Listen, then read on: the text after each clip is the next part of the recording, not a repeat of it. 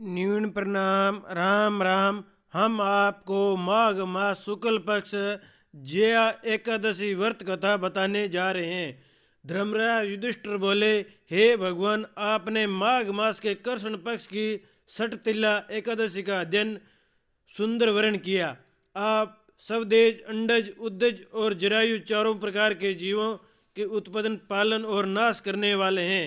अब आप कृपा करके माघ शुक्ल एकादशी का वर्णन कीजिए। इसका क्या नाम है, इसके व्रत की विधि क्या है और इनमें कौन से देवता का पूजन किया जाता है। श्री कृष्ण कहने लगे, हे राजन, इस एकादशी का नाम जया एकादशी है।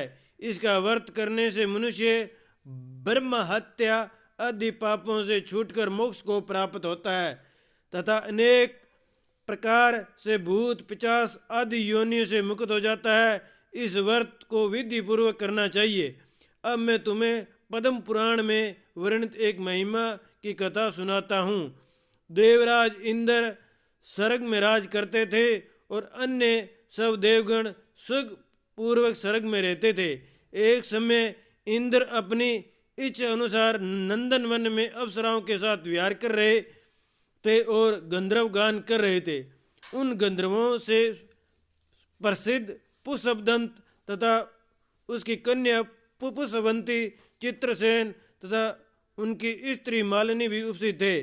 साथ ही मालिनी का पुत्र पुष्पवान और माल्यवान भी उपस्थित थे। पुष्पवती गंधर्व कन्या माल्यवान को देखकर उस पर मोहित हो गई और माल्यवान का काम बाण चलाने लगी। उसने अपने रूप, लावण्य और हाव भाव से माल्यवान को वश में कर लिया। हे राजन, वह पुष्पवती अत्यंत सुंदर थी। अब वे इंद्र को प्रसन्न करने के लिए गान करने लगे, परंतु प्रेम से मोहित हो जाने के कारण उसका चित्त भ्रमित हो गया। उनके ठीक प्रकार न गाने तथा स्वर ताल ठीक न होने से इंद्र उनके प्रेम को समझ गया और उन्होंने इसमें अपना अपमान समझकर उसको शाप दे दिया। इंद्र ने कहा, हे मूर्ख, तुमने मेरी आज्ञा का उल्लंघन किया है, इसलिए तुम्हारा धिक्कार है। अब तुम दोनों स्त्री पुरुष के रूप में मृत्युलोक में जाकर 50 रूप धारण करो और अपने कर्म का फल भोगो। इंद्र का ऐसा साफ सुनकर वे अन्यत दुखी हुए और हिमालय पर्वत दुखपूर्वक अपना जीवन व्यतीत करने लगे।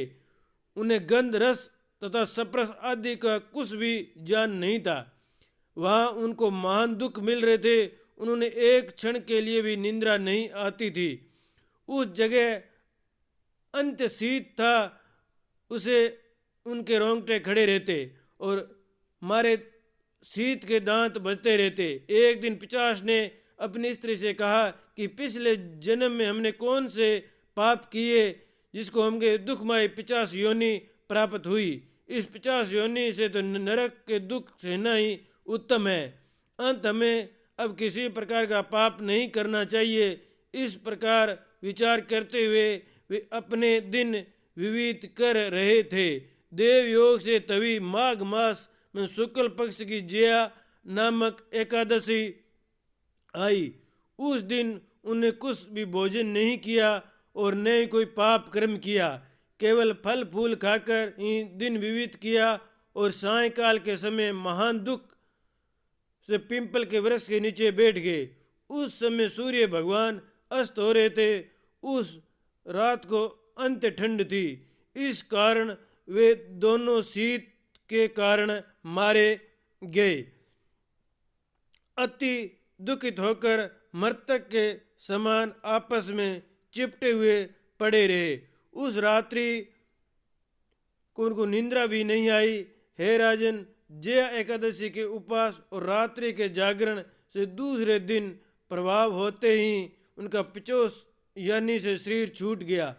अन्य सुंदर गंधर्व अप्सरा देह धारण कर सुंदर वस्त्राभूषणों से अंतकरण होकर उन्हें स्वर्गलोक को प्रस्थान किया। उस समय आकाश में देवता उसकी स्तुति करते हुए पुष्प वर्षा करने लगे। स्वर्गलोक में जाकर उन दोनों ने देवराज इंद्र को प्रणाम किया। इंद्र उनको पहले रूप में देखकर अन्य आश्चर्यचकित हुआ और पूछने लगा, तुमने अपनी 50 योनि से किस तरह छुटकारा पाया, सो सब बतलाओ। माल्यवान बोले कि हे देवेंद्र, भगवान विष्णु की कृपा और जया एकादशी के व्रत के प्रभाव से ही हमारी 50 देह छूटी। तब इंद्र बोले कि हे माल्यवान, भगवान की कृपा और एकादशी व्रत करने से न केवल तुम्हारी 50 योनि छूट गई, वरन हम लोगों के भी वंदनीय हो गए, क्योंकि विष्णु और शिव के भगत हम लोगों में वंदनीय हैं। अंत आप धन्य हैं, आप पुष्पवती के साथ जाकर विवाह करो। श्री कृष्ण कहने लगे, हे राजा युधिष्ठिर, इस जय एकादशी के वर्ष से बुरी योनि छूट जाती है।